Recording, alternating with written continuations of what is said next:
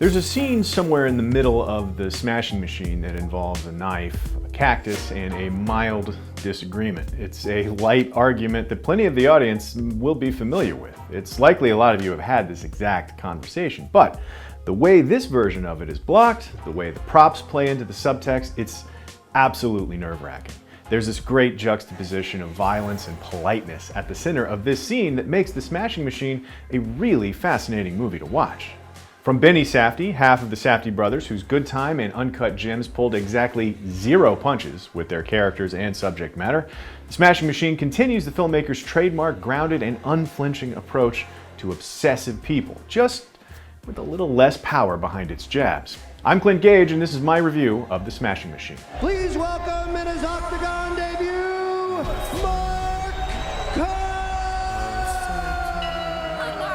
Winning is the best feeling there is. The Smashing Machine is the true story of Mark Kerr in the early days of MMA fighting. It's a biopic with an ending already written, and for writer-director Benny Safdie, that's kind of a first. Outside of Lenny Cook, a documentary about a high school basketball phenom, Safdie stayed squarely in fiction. So a based on a true story sports movie from him is an interesting proposition. This guy is the best he has ever seen. One of his defining attributes as a filmmaker is a kind of relentless realism that usually gets tied to stories of wildly obsessed people. Now, while an MMA fighter seems like a natural fit for Safdie's storytelling, it's the biopic part, where he's handcuffed to some degree in terms of how much he can dramatize events that actually happened, that I was most curious about. Do you hate each other when you fight? Absolutely not. But before I get there, you have to start any conversation about this film with Dwayne Johnson. His turn as Kerr has, of course, been the subject of a lot of Oscar buzz and standing ovations at film festivals, and it is an impressive and altogether different performance from him. Well, have you ever heard of the Ultimate Fighting Championship? There's a cynical way, of course, to look at the prosthetic makeup and the kind of impression of Mark Kerr he affects in his voice as just Oscar bait. But The Rock, as he's wont to do, really did put in the work. This is a truly different kind of role for him, and not just shades of the charismatic persona he honed in the ring for years. But I don't think the performance in a vacuum is Oscar caliber. But you have to appreciate how the film as a whole is built to highlight Johnson's work. Benny Safdie put him in a precise position to succeed. He put him opposite Emily Blunt, who is unimpeachably great in everything. She's wonderful, all the time, no matter what. You're gonna love it, you're gonna love it. They clearly enjoy working together, and they're already buddies, so there's a comfort level there that you can't fake. Blunt, as Kerr's girlfriend Dawn, has as interesting a journey as the titular Smashing Machine, with issues of her own to deal with. It's the strength of Blunt's performance that leaves an open question for most of the film: who is the worst influence on whom? Hey, Don, can you take this picture for us? Yeah. What are you thinking at the beginning of the fight? But when he's not acting opposite Blunt, Johnson's often working with non-actors. Ryan Bader, for example, does an absolutely fine job, admirable even, as Mark Coleman, Kerr's best friend, training partner, and sometimes opponent. Bader is an MMA fighter moonlighting as an actor, though. As serviceable a performance as he gives, he doesn't hold a candle to what The Rock is doing, and nor should he be expected to. So, the film sets up Johnson to look great, whether he's holding his own opposite Emily Blunt or looking better by comparison against a non-actor. As a result, his performance, Academy-worthy or not, hits that much harder. And I'm willing to give Safdie as much credit for that as anybody. And of course, at this point in his career, Johnson is savvy enough to stack a deck in his favor. And as a producer on this film, naturally, he had a hand in that. And the point here is, yes, Dwayne Johnson appears to be as good as he's ever been on screen, and it was very much a group effort. Well, it's not that I can't handle it, it's I'm choosing not to go on. Okay, I'm gonna go on the right. My favorite part of either of the Safdie's work is their affinity for characters that just can't put down the shovel. We meet them when they're already in a hole, and they'll be damned if they can't keep digging to get out of it. Adam Sandler in Uncut Gems and Robert Pattinson in Good Time, for example, have an inability to just stop and cut their losses. And they don't know how to quit while they're ahead. You having a good time? Yes. And that is why this is a very interesting turn from Benny Safdie, because here's a guy in Mark Kerr who seemingly is ahead. He's a guy who's been so successful he literally can't imagine losing. And what makes The Smashing Machine a distinctly Safdie film is the fact that this inability to fathom what a loss feels like is played as though it's just another kind of hole to dig out of.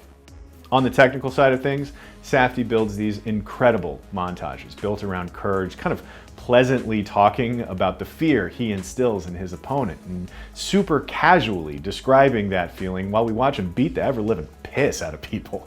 The music is just as polite as well, bucolic even, while Mark knocks his opponent senseless. There's no other high like it in the world. There are moments throughout the movie when every technique in Safdie's bag, from lens choices to the edit to the sound design, they all bring about a lightness of tone that's normally reserved for like rom-com montages of a couple's first date at the county fair. Only here, they're set against the struggle of a good-natured guy in an inherently violent sport trying to figure out what he is, if not the smashing machine.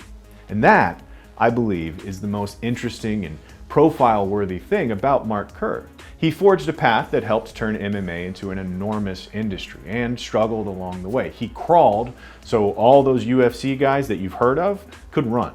So in that respect, Mark Kerr owns an interesting place in the sport's history, and it's a story that ought to get told. The thing the smashing machine is missing, however, is a sharp set of teeth. There aren't too many edges that don't seem to have been smoothed over a little bit, which keeps the film from really standing apart from other sports movies or properly living alongside other Safdie films. There are some truly great moments of filmmaking throughout, the aforementioned knife and cactus bit being one of my favorites. There are scenes where Safdie's dedication to realism and the documentary-style camera work turn routine moments into legit pangs of emotion, like an elevator door opening at the wrong time, bringing on a flood of sympathy. These things happen in a flash, but they nearly always land. It's one of Safdie's most incredible skills, and it's on display all over the smashing machine. These moments, on their own, I think are undeniably brilliant, worth studying even. The film, however, just doesn't quite reach the sum of its parts. Now, to return to the biopic aspect of the smashing machine, the film winds up feeling a little more honorary than anything else, as though the point of it may simply be that we all now know Mark Kerr's name.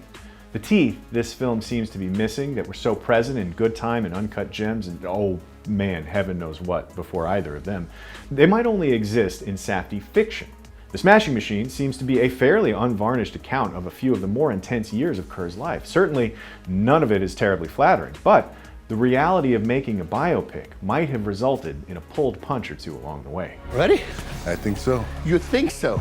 Come on, Mark, it's a yes or no answer. I do want to talk here at the end of this review about endings in general. Now, I'm not going to spoil anything about the ending of The Smashing Machine, but I will say that I adore the way the Safdies end their films in that they don't really end.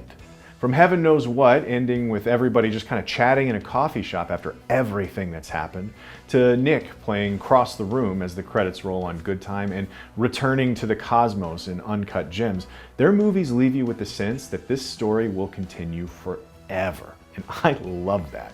That, to me, is what makes Safdie's work truly feel real. These stories are about real people that really exist, and we're just getting a segment of their lives, and it will continue after we leave the theater.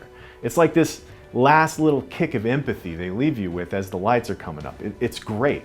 And without saying anything else about the ending of The Smashing Machine, Benny Safdie has found a way to continue doing that, but with a clever little biopic twist. It's 40,000 people, Yeah. and they're cheering you on. The Smashing Machine is getting a 7. Dwayne Johnson is without a doubt doing the best work of his career, thanks to surrounding himself with the absolutely perfect cast and crew to help him shine. And Emily Blunt is reliably excellent, performing opposite him and carrying more than her share of the film. Meanwhile, Benny Safdie, who also edited the film, by the way, is so thoroughly in command of his craft that a handful of moments throughout the film make the entire runtime worth it. But The Smashing Machine overall doesn't quite have the same bite as some of his other work, making the movie seem a little less crucial than maybe it could have been. Still, if the film doesn't add up to the sum of its parts, it's important to note that most of those parts are still pretty great. Let me know what you think about The Smashing Machine, and for more entertainment reviews, check out Michael Calabro's review of PTA's latest One Battle After Another, or what I thought of the first season of Alien Earth. And for literally everything in between those two titles, that's a pretty wide range that I just gave you, to be honest. Be sure to subscribe to IGN wherever you like to watch.